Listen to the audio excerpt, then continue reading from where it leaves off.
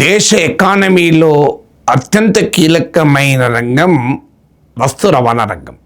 దీన్నే మీకు goods transport logistics sector. ఇది లాజిస్టిక్స్ సెక్టార్ సమర్థవంతంగా ఉన్న చోటే ఎకానమీ ఆధునీకరించబడుతుంది.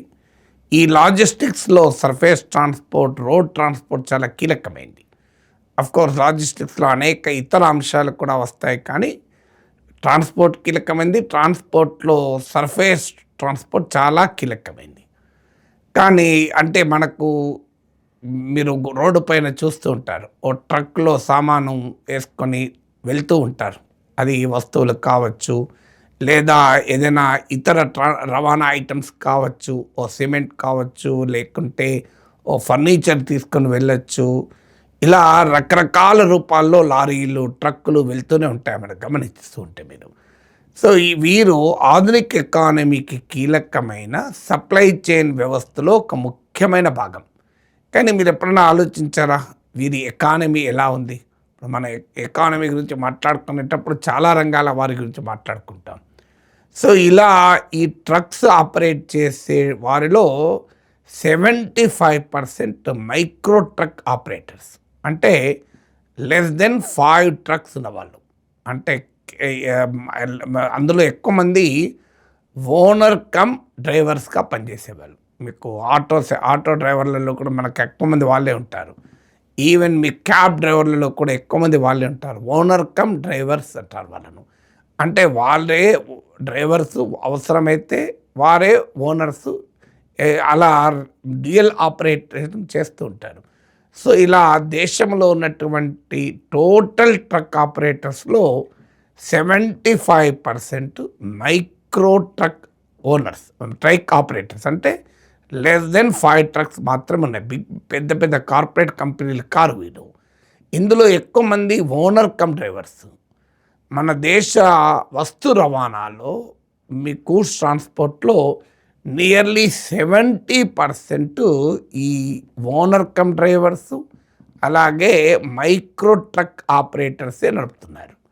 అంటే ఒకే ట్రక్ ఉండి అతనే ఓనర్, అతనే డ్రైవర్, లేదా ఒకటి కన్నా ఎక్కువ ట్రక్లు ఉండొచ్చు వితిన్ 5, కానీ అవసరమైతే తానే డ్రైవర్గా వెళ్తాడు. సో ఇలాంటి ఓనర్ కమ్ డ్రైవర్సు, అలాగే లెస్ దెన్ 5 ట్రక్స్ ఓన్ చేసే వారి ద్వారానే 70% ఆఫ్ గూడ్స్ ట్రాన్స్పోర్ట్ ఈ దేశంలో జరుగుతుంది.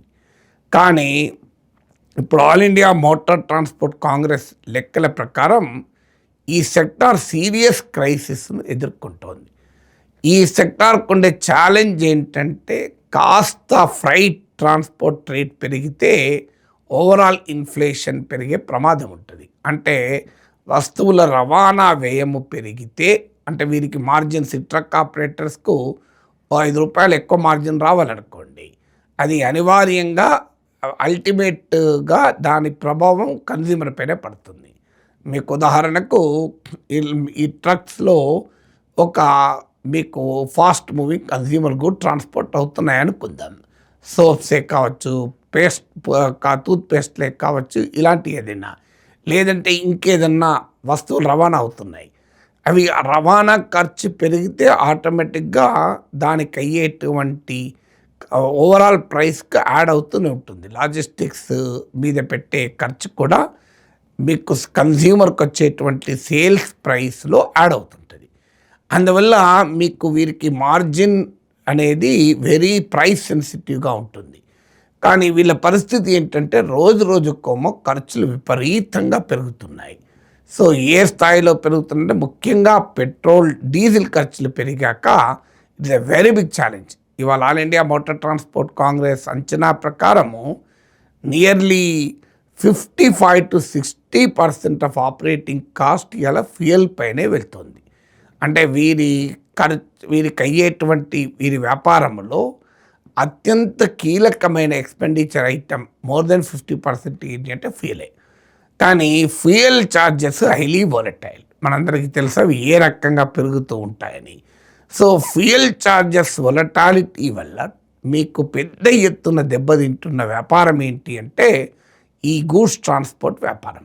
సో వీరు చాలా తక్కువ మార్జిన్లో పనిచేయాల్సి ఉంటుంది. ఎందుకంటే కాస్త మార్జిన్ లాభం పెంచుకున్నా అది అనివార్యంగా కన్జ్యూమర్ పైన ప్రైస్గా మారిపోతుంది. అందువల్ల మీకు వారికి ఎక్కువ మార్జిన్ ఉండే స్కోప్ లేదు. పైగా ఈ ఫ్యూయల్ కాస్టే 50% అబోవ్ కనుక ఫ్యూయల్ ఛార్జెస్ పెరిగినప్పుడల్లా వీరి ఎకానమీ షాటర్ అవుతూ ఉంటుంది. దీనికి తోడు మన పూర్ రోడ్ కండిషన్స్ వల్ల, మీరు హైవేస్లో ఉండేటువంటి పూర్ రోడ్ కండిషన్స్ వల్ల కూడా, ఈ మధ్య హైవేస్ కొంత ఇంప్రూవ్ అయినప్పటికీ కూడా నేషనల్ హైవేస్ ఇంప్రూవ్ అయినాయి తప్ప ఇతర హైవేస్ ఆ స్థాయిలో ఇంప్రూవ్ కాలేదు. సో ఈ కండిషన్స్ వల్ల మీకు సేఫ్టీ ఒక ఛాలెంజ్, అలాగే మీకు వెహికల్ మెయింటెనెన్సు, ఇన్సూరెన్సు, కాంప్లయన్స్ కాస్ట్లు ఇవన్నీ కలిపితే తడిసి మోపడవుతున్నాయి. దీనికి తోడు ఇటీవల రోడ్ ట్రాన్స్పోర్ట్ సెక్టార్ అంతా పబ్లిక్ ప్రైవేట్ పార్ట్నర్షిప్లోకి వెళ్ళిపోయింది. ఒకప్పుడు ప్రభుత్వం రోడ్లు వేసేది, ఇప్పుడు ప్రభుత్వం ఎక్కడ రోడ్లు వేస్తుంది? ప్రభుత్వం ఇలా ప్రైవేట్ వారికి అప్పచెప్పి మీరు రోడ్ వేసుకోండి, టోల్ ట్యాక్స్ వసూలు చేయండి అని. ఈ టోల్ ట్యాక్స్ కూడా కంప్లీట్గా నాన్ ట్రాన్స్పరెంట్, పారదర్శకంగా ఉండదు. మనకెవరికి తెలియదు ఆ రోడ్డుకి ఎంత ఖర్చు పెట్టారు రోడ్ వేసిన వారు. సో ఎన్నేళ్ల వరకు వారికి టోల్ ట్యాక్స్ దంచుకోవటానికి అవకాశం ఇచ్చారు, దానివల్ల వారికి ఎంత లాభం వస్తుందన్నది ఎవరికీ తెలియదు. అదొక పబ్లిక్ ప్రైవేట్ పార్ట్నర్షిప్ ముసుగులో జరిగేటువంటి ఒక పెద్ద దందా. అందువల్ల మీకు టోల్ ట్యాక్స్ అనేది ఒక భయంకరమైన దోపిడీ. ఇవాళ ప్రయాణికుల దోపిడీ కాదు, ట్రక్ ఆపరేటర్ల దోపిడీ కూడా. అది కూడా వినియోగదారుల మీద పడుతుంది. కానీ ట్రక్ ఆపరేటర్స్ ఎకానమీని దెబ్బతీస్తున్న అంశంలో టోల్ ట్యాక్స్ ఒక ప్రధానమైనటువంటి అంశం. సో ఈ భారాలన్నీ మోసుకుంటూ ఆ గట్టెక్కుదామనుకుంటే మేజర్ ఛాలెంజ్ డ్రైవర్ల కొరత. ఇవాళ భారతదేశంలో 22 లక్షల మంది అవసరం ఉన్నారు, అంటే డెఫిసిట్ ఉంది. ఉన్నవారి డిమాండ్తో పోలిస్తే 22 లక్షల మంది ట్రక్ డ్రైవర్ల అవసరాలు ఉన్నాయి. అంటే దేశంలో అన్ఎంప్లాయ్మెంట్ ఉంది అని మనం మాట్లాడుకుంటాం, నిజమే, అన్ఎంప్లాయ్మెంట్ ఉన్నమాట నిజం. కానీ అదే సమయంలో స్కిల్డ్ అండ్ మ్యాన్ పవర్ లేక కూడా చాలా సెక్టార్స్ బాధపడుతున్నాయి. అలాంటి హైలీ స్కిల్డ్ మ్యాన్ పవర్ లేక హైటెక్ ఇండస్ట్రీస్, సాఫ్ట్వేర్ లాంటి రంగాలతో సహా, మ్యానుఫ్యాక్చరింగ్ రంగాలతో సహా ఒక మంచి టాలెంటెడ్ డ్రైవర్ దొరకక ఇవాళ లాజిస్టిక్స్ రంగం కూడా చాలా ఛాలెంజింగ్ ఎదుర్కొంటుంది. మీకు 2.2 మిలియన్ అంటే 22 లక్షల కమర్షియల్ ట్రక్ డ్రైవర్ల అవసరాలు ఉన్నాయి.